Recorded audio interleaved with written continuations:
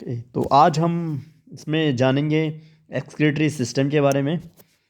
तो जैसा कि इसमें आपको दिखाई दे रहा है, ये एक फिगर है जिसका नाम है reabsorption and secretion of major substance at different parts of the nephron. ठीक है। इसमें ये नेफ्रॉन है, देखिए, जिसके बारे में हमने पढ़ा था, जो कि स्ट्रक्चरल यूनिट है किडनी की। किडनी में जो होता है अल्ट्रा फिल्ट्रेशन होता है यूरिन का। ब्लड उसमें साफ़ होता है और उसमें यूरिन वेस्ट के तौर पे बाहर आता है। अब देखिए उसमें कुछ मैकेनिज़्म भी होते हैं, जैसे कि उनके अंदर क्या क्या होता है। इससे पहले वाले उसमें टॉपिक में तो हमने देखा था कि कैसे ब्लड से यूरिन निकल रहा है, मतलब जो वेस्ट है वो यूरिन बन रहा है, और वेस्ट जो यूरिन है वो बाहर निकल रहा है। अब इसमें देखेंगे उसमें और भी क्या क्या चीज़ें होती हैं। ये आप इस डायग्राम के जरिए हम समझ सकते हैं। इसमें आपको जहाँ पर सब जगह फोकस नहीं करना है, इसमें सिर्फ आपको यहाँ पर ध्यान देना है जहाँ पर मैं बता रहा हूँ। इसमें देखिए सबसे पहले ये है बोमन कैप्सूल। ये इस तरीके से ये है बोमन कैप्सूल। ठीक है। फिर इसमें ये जो आ रहा है इसके बारे में हमने ऑलरेडी पढ़ लिया था, लेकिन इसके अंदर और क्या क्या चीज़ें होती है ये भी जानना ज़रूरी है। ठीक है। ये एक नेफ्रॉन है जो कि किडनी के अंदर प्रेजेंट होता है, जिसमें ब्लड का फिल्ट्रेशन होता है। इसमें देखिए ये जो यहाँ पर बैंड लाइक स्ट्रक्चर है, इसको बोलते हैं पीसीटी। ठीक है, प्रॉक्सिमल कन्वोल्यूटेड ट्यूब्यूल। फिर इसमें हम आगे देखेंगे, ये एक वाइट कलर की जो सॉरी ग्रीन कलर में ये जो ऐसे नली जा रही है, इसको बोलते हैं लूप ऑफ हेनले। तो ये नीचे की तरफ जा रहा है, देखिए ये जो फिल्टर है यूरिन, ये नीचे की तरफ जा रहा है। इससे पहले यहाँ पर देखिए इसके अंदर जो ये हमने ये पढ़ा था, बोमन कैप्सूल। ठीक है। इसके अंदर ग्लोमेरुलस होता है, ये वाला जो पार्ट है ग्लोमेरुलस, जी फॉर ग्लोमेरुलस। यहाँ पर ब्लड का फिल्टर होता है। एक है इसमें एफरेंट आर्ट्रियोल और एक होता है ईफेरेंट आर्ट्रियोल। ठीक है, ईफेरेंट ये वाली नली है, ये वाली, और ठीक है एफेरेंट है ये वाला। एफेरेंट आर्ट्रियोल मीन्स जहाँ से ब्लड आ रहा है, और ईफेरेंट आर्ट्रियोल मीन्स जहाँ से ब्लड वापस जा रहा है साफ होके। बोमन कैप्सूल के ग्लोमेरुलस वाले पार्ट में ही जो ब्लड का फिल्टर होता है, और वहाँ से यूरिन बन के फिर यहाँ जाता है। ठीक है। आई थिंक आपको क्लियर हो गया होगा। इसमें दो वेसल्स होती हैं, देखिए एक एफेरेंट आर्टरियोल है जहाँ से ब्लड आता है बोमन कैप्सूल में, ये बोमन कैप्सूल है। फिर यहाँ से ब्लड छनता है, ये छन्नी का काम करता है। इसके अंदर ग्लोमेरुलस होता है, ये ग्लोमेरुलस है, ये एक छन्नी का काम करता है। ठीक है। फिर यहाँ से ये ब्लड छन के यहाँ जाता है, तो और फिर इसमें से जो वेस्ट होता है यूरिन वो यहाँ जाता है। ठीक है। अब इसमें देखिए, तो इसमें आपको इतना क्लियर होना चाहिए कि यहाँ पर जो है एक एफरेंट आर्ट्रियोल है जो ब्लड आ रहा है हमारी बॉडी में, जो कि इम्प्योर ब्लड है। और ये बोमन कैप्सूल है, ये इस तरीके का आपको दिखाई। इसके अंदर ग्लोमेरुलस ये वाला हिस्सा है वाइट कलर का, जहाँ पर छनती है, ब्लड छनता है। ब्लड छनने के बाद इफेरेंट आर्ट्रियोल में यहाँ से चले जाता है, यहाँ से जाता है। ठीक है। और जो फिल्ट्रेट होता है, मतलब जो छन जाता है यूरिन, वो यहाँ जाता है। ठीक है। अब देखिए आगे क्या होता है। जब ब्लड जो होता है ब्लड जो होता है जब ये छन जाता है ये यहाँ पर, तो इसमें इस समय इसका जो ये 300 है, वो मोलैरिटी होती है इसकी। ठीक है, 300 मिलीमोल इसकी मोलैरिटी होती है। और 300 यहाँ पर लिखा है, 300 मोलर ऑस्मोलैरिटी इसकी ऑस्मोलैरिटी होती है, सॉरी ऑस्मोलैरिटी होती है इसकी 300 मिलीमोल। और जो यहाँ पर जो यूरिन होता है इसकी भी जो ऑस्मोलैरिटी होती है वो 300 होती है।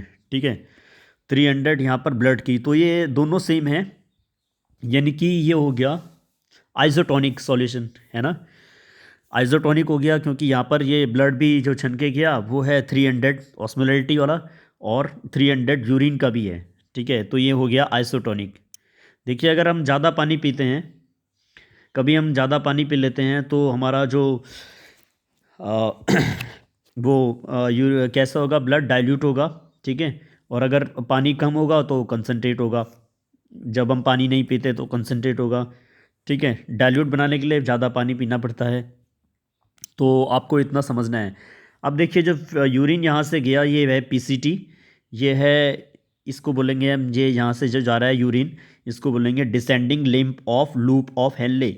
ठीक है, लूप ऑफ हेनले क्या है, जो यहाँ पर नीचे की तरफ जा रहा है, इसलिए डिसेंडिंग हो रहा है, तो descending limb of loop of Henle है। फिर यहाँ से जो यूरिन जा रहा है, ठीक है, सॉरी यहाँ से नहीं, ये यहाँ से ये यूरिन जा रहा है, ये यूरिन का है, सॉरी, ये पीसीटी है, यहाँ से यूरिन जा रहा है, ये है descending limb of loop of Henle. ठीक है, फिर यहाँ से जाएगा तो ये ऊपर चढ़ रहा है यहाँ पर, तो इसको बोलेंगे descending limb of loop of Henle. ठीक है, फिर यहाँ से जाने के बाद ये जाएगा डीसीटी में, ये डिस्टल कॉन्वोल्यूटेड ट्यूब्यूल, और फिर यहाँ से ये कलेक्टिंग डक्ट है, कलेक्टिंग डक्ट से यूरिन बाहर हो जाएगा। ठीक है, तो ये तो था यूरिन का पैसेज सिंपल। ये देखिए यहाँ से यूरिन आया ब्लड से, फिर यहाँ से इसमें इसको बोलेंगे पीसीटी, इस वाले पार्ट को, फिर इस वाले पार्ट को बोलेंगे descending limb of loop of Henle. फिर यहाँ से ये गया, इसको बोलेंगे ascending limb of loop of Henle. फिर यहाँ से ये गया डीसीटी में, और फिर यहाँ से ये यूरिन यहाँ से बाहर हो गया हमारी बॉडी से, इसको बोलेंगे कलेक्टिंग डक्ट। ठीक है, अब देखिए जो ब्लड जो गया वो कहाँ से गया, ब्लड यहाँ से आया और यहाँ से छन के वो यहाँ चले गया। ठीक है, यहाँ से जाने के बाद इसको बोलेंगे वैसा रेक्टा, जो ब्लड जो जाता है छन के उसको बोलता है वैसा रेक्टा। अब ये ब्लड नीचे की तरफ जा रहा है, तो इसलिए इसे बोलेंगे डिसेंडिंग लिम्ब ऑफ वैसा रेक्टा। अब यहाँ से ऊपर जा रहा है, तो इसे बोलेंगे असेंडिंग लिम्ब ऑफ वैसा रेक्टा। फिर यहाँ से ब्लड साफ होके पूरा यहाँ से हमारी बॉडी में सर्कुलेट होता है। ठीक है, तो ये तो था सिंपल पैसेज हमारा, ये आपको इतना क्लियर होना चाहिए। अब देखिए ये इसमें होता क्या है, यहाँ पर हमने ऑस्मोलैरिटी की बात करी, ब्लड की ऑस्मोलैरिटी 300 होती है। ठीक है, जो यहाँ से जा रहा है, सॉरी, यहाँ से जो ब्लड, यहाँ से जो ब्लड जा रहा है इधर से, ठीक है, और लेकिन जो यूरिन होता है उसकी भी ऑस्मोलैरिटी 300 होती है। लेकिन आगे जाके क्या होता है कि जब यूरिन यहाँ से जा रहा होता है, इसकी ऑस्मोलैरिटी बढ़ने लगती है। यहाँ देखिए 400 हो गई यूरिन की ऑस्मोलैरिटी, यहाँ 600, फिर यहाँ 800, यहाँ 1000। क्यों? क्योंकि यहाँ पर क्या होते हैं, यहाँ पर कुछ पोर्स होते हैं इसमें, जो कि यहाँ से यूरिन में प्रेजेंट वाटर को बाहर करते हैं। देखिए यहाँ पर वाटर लिखा हुआ है, वाटर वाटर वाटर, यहाँ से बाहर जा रहा है वाटर। ठीक है, इस नली से बाहर वाटर जा रहा है, क्योंकि यहाँ से जो आपका जो है वाटर जो है बाहर आ रहा है, इसलिए यहाँ से इसकी ऑस्मोलैरिटी देखिए, अब ये कंसनट्रेट हो जाएगा, तो जो यूरिन की ऑस्मोलैरिटी वो बढ़ जाएगी, 400 होगी, फिर 600, फिर 800, फिर 1000। यहाँ से ये स्पेस, इस स्पेस में पानी जमा हो जाएगा, फिर 1000, फिर यहाँ पर 1200 हो जाएगी। यहाँ पर ये टर्न आता है, इसको बोलते हैं यूपिन। ठीक है, यूपिन, इसको फिर यहाँ पर टर्न में सबसे ज़्यादा ऑस्मोलैरिटी हो जाती है, सबसे ज़्यादा कंसनट्रेट होता है। लेकिन आगे जाके क्या होता है, जैसे ही ये ऊपर चढ़ता है, ascending limb of loop of Henle में जाता है, यहाँ से इसकी ऑस्मोलैरिटी कम होने लगती है, 1000, 800, 600, 400। क्यों? क्योंकि यहाँ पर क्या होता है, इस लूप ऑफ हेनले में, यहाँ पर इसमें NaCl बाहर आ जाता है, इसका NaCl, क्योंकि ये इसमें पोर्स होते हैं, ये परमेबल होता है, NaCl के लिए ये परमेबल होती है ये लूप ऑफ हेनले, तो इसलिए जो इसमें सॉल्ट प्रेजेंट होता है यहाँ से ये बाहर आ जाता है। ठीक है, यहाँ से आउट होना लग जाता है, इसलिए जो है यूरिन की परमेबिलिटी डिक्रीज़ होने लगती है, 600, फिर 400, फिर 200। फिर जैसे ही 200 पहुँचती है यहाँ पर, फिर 200 परमेबिलिटी में ये बाहर यूरिन बाहर हो जाता है।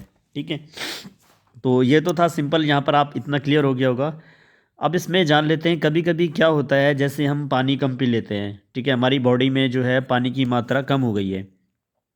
अब इसमें क्या होगा, देखिए जैसे यहाँ पर 200 है, 200 ऑस्मोलैरिटी है यूरिन की।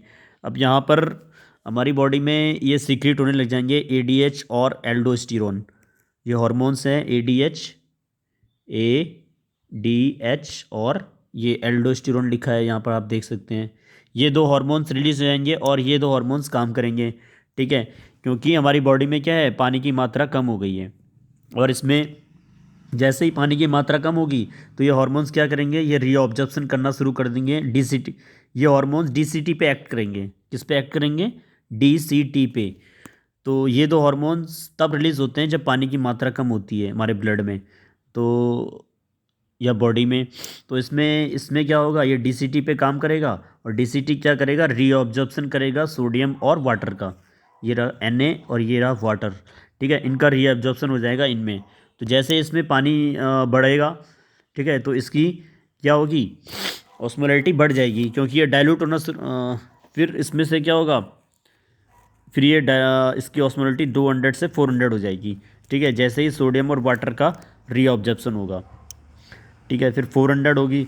फिर इसमें से यूरिया भी बाहर निकलने लग जाएगा कलेक्टिंग डक्ट में, ठीक है, क्योंकि एडीएच यहाँ पर भी काम करेगा, कलेक्टिंग डक्ट में भी एडीएच काम करेगा, जो हार्मोन है एंटी डायूरेटिक हार्मोन्स, ये परमिएबल होता है। एंटी डायूरेटिक हार्मोन काम करेगा कलेक्टिंग डक्ट पे, और कलेक्टिंग डक्ट क्या होती है, परमिएबल होती है यूरिया के लिए, ठीक है, मतलब इसमें यूरिया छन सकता है, बाहर आ सकता है, तो यहाँ पर यूरिया बाहर आने लग जाएगा, ठीक है, अब ये कम कंसनट्रेट हो जाएगा, और फिर ये यूरिन यहाँ से बाहर आ जाएगा जब बॉडी में पानी की मात्रा कम हो जाती है, ठीक है, ये तब होता है। और यहाँ पर यूरिया कलेक्ट हो जाएगा, यहाँ पर सॉल्ट कलेक्ट हो जाएगा, ठीक है। तो आगे इसमें ये भी होता है, देखिए, आई थिंक आपको इतना क्लियर हो गया होगा, क्योंकि ज़्यादा मुश्किल नहीं है। यहाँ पर देखिए, जब बॉडी में पानी की मात्रा कम होती है, यहाँ पर तो हमने देख लिया था 200 ऑस्मोलैरिटी होती है इसकी। फिर 200 ऑस्मोलैरिटी होने होने जब होती है, तो उसमें हमारा दो हार्मोन्स रिलीज होते हैं, एक होता है एडीएच और एल्डोस्टेरोन, ठीक है। एडीएच और एल्डोस्टेरोन काम करते हैं किस पे, डीसीटी पे काम करते हैं। जब ये डीसीटी पे काम करते हैं तो इसमें रीअब्जॉर्प्शन होने लग जाता है सोडियम और वाटर का। यहाँ पर ये यहाँ पर इसे और देख लेते हैं, तो यहाँ पर क्या होने लग जाता है, सोडियम और वाटर का रीअब्जॉर्प्शन होने लग जाता है, इसमें ये दोबारा एब्जॉर्ब होने लग जाते हैं, ठीक है, इससे इनकी ऑस्मोलैरिटी बढ़ जाती है, 400 हो जाती है, ठीक है।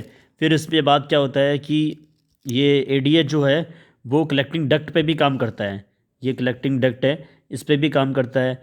तो इसमें क्या होता है, ये कलेक्टिंग डक्ट जो है परमेबल होता है यूरिया के लिए, तो इसमें यूरिया भी छन जाता है बाहर, यूरिया बाहर आ जाता है, और बाकी जो बचा यूरिन वो एक्सक्रीट आउट हो जाता है, ठीक है।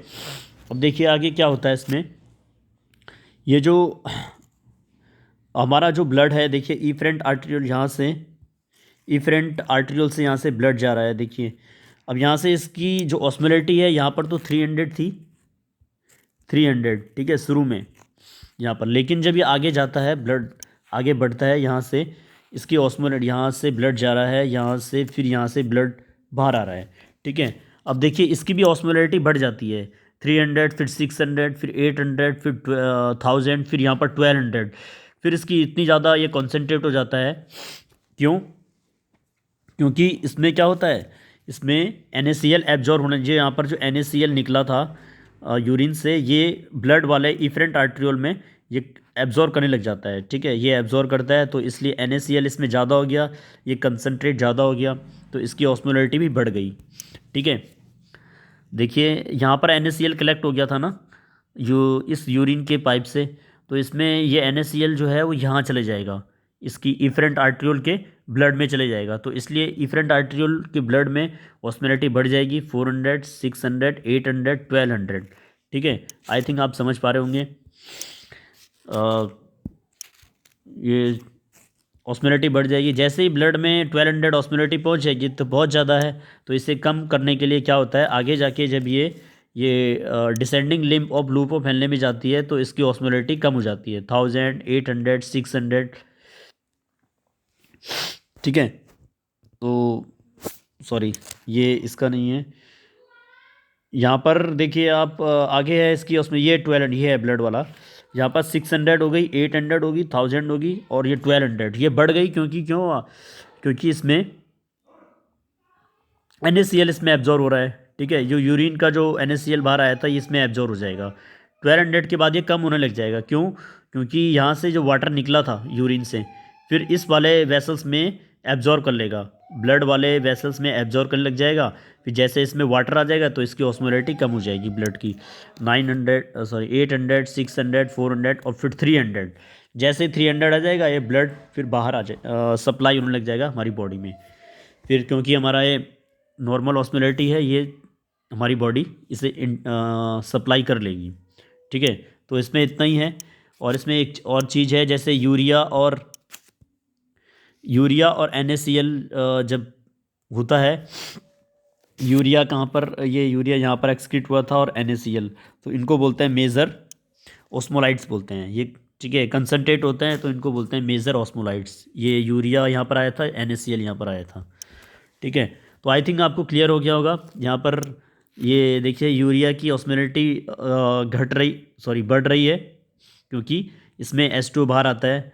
ठीक है, और यहाँ से जाने के बाद यूरिया की ऑस्मोलिटी घट जाती है, क्योंकि यहाँ से NaCl बाहर आ जाता है। ठीक है, फिर 200 यहाँ से बाहर आ जाती है। लेकिन ब्लड के केस में क्या था, ब्लड यहाँ से आ रहा था। ठीक है, यहाँ से आने के बाद इसकी ऑस्मोलिटी बढ़ रही थी, यहाँ से आने के बाद इसकी ऑस्मोलिटी बढ़ रही है 600 800। क्यों? क्योंकि यहाँ पर ये NaCl एब्जॉर्ब कर लेता है। ठीक है, NaCl कंसनट्रेट कर देगा इसको, फिर 1200 पहुँचने के बाद ये डाइल्यूट हो जाएगा। क्यों? क्योंकि यहाँ से जो पानी आया था बाहर यूरिया से, सॉरी यूरिन से, वो ये एब्जॉर्ब कर लेगा। ठीक है, ये loop of Henle, sorry Vasa रेक्टा absorb कर लेगा, वासा रेक्टा एब्जॉर्ब कर लेगा, फिर यहाँ से 300 ऑस्मोलिटी से बाहर सप्लाई हो जाएगा। ठीक है, तो ओके स्टूडेंट्स, आज के लिए इतना ही है इसमें। Thank you.